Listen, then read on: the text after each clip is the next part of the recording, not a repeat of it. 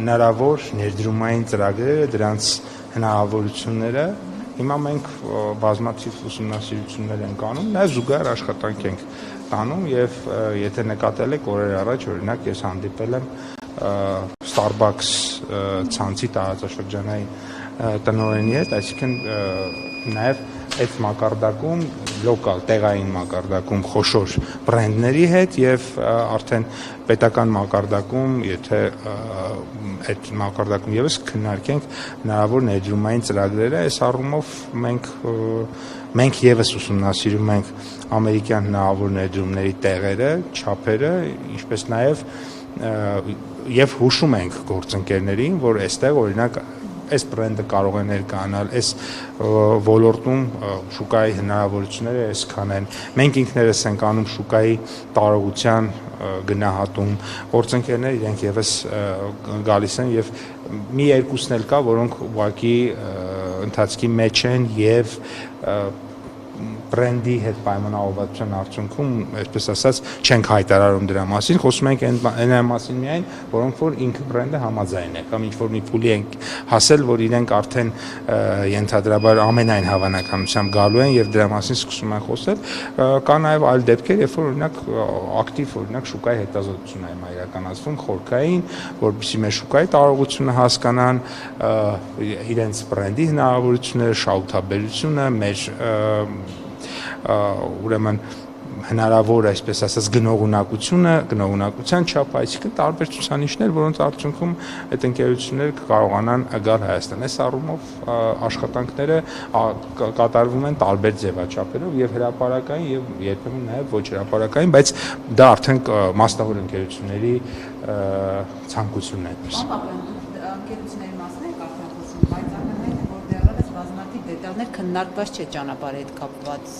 Ինչպես եք դուք բանակցում մի բանի մասին, երբ որ սկիզբը դեռ չկա այդ ամեն ինչի։ Հայ-ամերիկյան համագործակցությունը ինքը միայն թրիփի մասին չի, ինքը շատ ավելի լայն է, օրինակ երբ որ շատ պատահական չէր, որ նաև օրեր առաջ 135 կարծեմ միլիոն դոլարի ուրեմն վարկային համաձայնագիր ստորագրվեց Արչին բանկի եւ Կոնտուր գլոբալի միջեւ եւ ըստ էության մեր լոկալ բանկը իրեն արդեն կարողանում է թույլ տալ ամերիկյան վերազգային կորպորացիային 135 հիմա կարծեմ 135 միլիոն դոլարի վարկ տրամադրել, որը մի կողմից կոնսոլիդացիա, այսինքն հիմա այնտեղ ուրեմն Կոնտուր գլոբալը ուներ վարկեր, որոնց այդ վճարները երկրից դուրս էին գնում, մյուս կողմից էլ նոր ուրեմն ներդրումներ էր անում, հետեւաբար նոր միջոցներ իրան պետք, որը արդեն վերցրեց, այսինքն դա նույնպես իմ կարծիքով օգոստոս 8-ի իհարկե process-ը մի փոքր ավելի շուտ էր սկսել, բայց այդ process-ը բոլոր կողմերին եւ բանկին եւ Կոնտուր գլոբալին վստահություն էր հաղորդել, որ միանշանակ պետք է անելու արագ, հենց օգոստոսի 8-ից հետո եւ ես կարծում եմ, որ մենք ապագայում ամերիկյան տնտեսության, ամերիկյան ապրանքանիշերի եւ ամերիկյան ներդրումների ավելի մեծ ներկայություն եւ շունչ կզգանք Հայաստանում։ Մտահոգություն կա, որ ամերիկյան ընկերությունների անվան տակ այստեղ ոչ թե ամերիկյան ընկերություններ են լինելու, այլ լինելու են թուրք, ադրբեջանական ֆինանսական միջոցներ եւ ընկերություններ։ Ես չգիտեմ ինչ մտահոգություն է, բայց օրինակ թուրքական ընկերություններ Հայաստանում դեռ կան 2012-13 թվականներից, ընդ որում դրանք ուղղակի Հայաստանի օրինակ նույն հագուստի մանրածախ առևտրի ցանցում մի քանի բրենդների ապրանքանիշերի տեսքով ներկայացված են, ընդ որում մեկի դեպքում շատ ուղղակի, այսինքն ոչ թե տես միջնորդավորված, այլ շատ ուղղակի եւ ուղղակի եւ ես իրականում ողջունում եմ այդ ներդրումները, որովհետեւ ցանկացած խաղաղություն, եթե ցանկացած խաղաղություն հարևանների միջև, եթե չամրապնդվի ֆինանսական ներդրումներով, այսինքն եթե մենք ուզում ենք կայուն խաղաղություն տարածաշրջանում այդպես ձեր ասածը այդպես չի, այսինքն ձեր ասածը ճիշտ չի, բայց օրինակ ես շատ նորմալ եմ համարում, որ Հայաստանում օրինակ խաղաղության հաստատման պարագայում սահմանները բացելուց հետո օրինակ ինչու ոչ ներդրումներ կան, այդ թվում նաև թուրքական, մենք էլ գնանք այնտեղ ներդրումներ անենք, եթե ձեզ թվում է, որ հակառակ պարագայում մենք կարող ենք ունենալ կենսունակ պետություն, ապա նայեք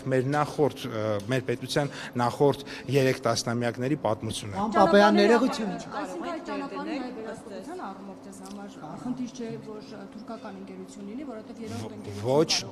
Ոչ, դուք նորից հիմա ինչ որ տեքստեր եք ասում, հետո կտրեք այդ հատվածը, ցույց տակ, ասում եք ոչ սխալ եք ասում, այդպեսի բան չկա, թրիփի մասով մեր գործակցությունը միայն եւ միայն Միացյալ Նահանգների հետ է։ Իսկ ինչ վերաբերում է նրան, որ օրինակ կարող է որ ինչ որ մի հյուրանոց բացվել, ենթադրենք Հայաստանում որևէ երկրի, ասենք օրինակ թուրքական բրենդի, կարող է բացվել, ինչի չի կարող, ինչի կարա բանա, կներեք էլի, դուք ասեցիք այդ բրենդի անունը, 2012 թվին ինքը կարա Հայաստանում բացվի, 2026 թվականին այն մյուսը չի կարա։ Բայց այն կոնտեքստում է հարցը տալիս, մի րոպե Հերմինե ջան, հարցս այն կոնտեքստում է, որ դուք ինչ-որ հագուստի հետ կապված խանութ եք նշում, բայց ճանապարհը ռազմավարական նշանակության ճանապարհի հետ որևէ երկիր գործ չունի, ճանապարհի հետ գործ ունեն Հայաստանը եւ Միացյալ Նահանգները։ Այս հարցը սևով սպիտակի վրա գրված է թղթի վրա եւ այլ բան հնարավոր չի, այլ բան անհրաժեշտ չի, այլ բան չի լինելու։ Պատմություն է հնչում, պարոն Պապայան, որ լայնության մասին չի խոսվում այդ ճանապարհի, ինչու չի ասում, թե որքան լայնություն է ունենալու եւ բացի այդ Ռոբերտ Քոչարյանն ասում էր, որ ավելի երկար պետք է լինի այդ ճանապարհը, գնա հասնի Երազղ, նաեւ Ռուսաստան, Ադրբեջան, որպեսզի արդյունավետ լինի Հայաստանի համար եւ ոչ թե դուրս գա, որ միայն ադրբեջանցիներն են օգտվելու։ Բայց ով է ասել, որ այդպես չի։ Դե 43 կիլոմետրից ավել ասում է երկար պետք է լինի, դուք ասում եք։ Քոչարյանը որտեղից է վերցրել, որ այդպես չի։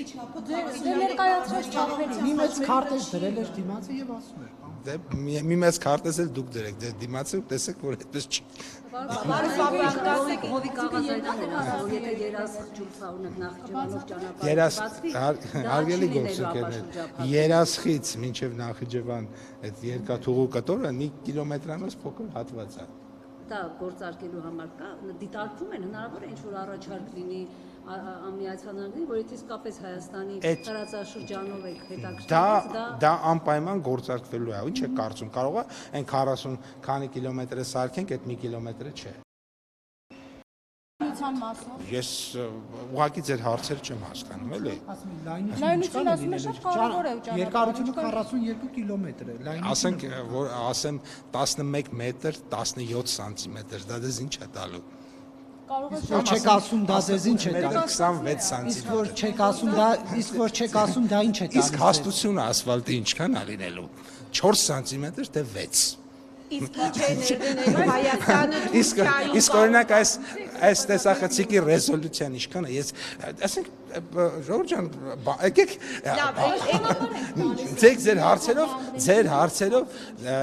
ձեր հարցերով մենք մի ճանապարհ չենք տալիս, մենք ճանապարհ ենք կառուցում Հայաստանի Հանրապետությունում։ Դա Հայաստանի Հանրապետության սուվերեն տարածքն է, դա մեր ճանապարհն է, մեր։ Պարոն Պապոյան, դուք ասիք, եթե խաղաղություն լինի, սահմանները բացեն, երկուստեք ներդրումներ կլինեն։ Հայաստանը ինչ ներդրումներ կարող է անել Թուրքիայում։ Հայաստանը ներդրումներ ես չեմ կարծում, որ մեր խնդիրն է, որպեսզի մենք հենց անենք, որ ներդրումներ անենք, մեր խնդիրն է, որ մեր ապրանքները կարողանանք վաճառել Թուրքիայում, սա մեկ, այսինքն էքսպորտ ունենանք այնտեղ, եւ երկրորդը օգտագործենք թուրքական նավահանգիստների եւ թուրքական ճանապարհների պոտենցիալը եւ այդ պոտենցիալի միջոցով մեր ապրանքները արտաքին աշխարհ, երբ որ մենք հասցնենք, դրանք կլինեն շատ ավելի մրցունակ, քանի որ թուրքական նավահանգիստներով միջակայական ծով ծախսերով դուրս գալը մոտավորապես երևի 3 անգամ ավելի կարճ է,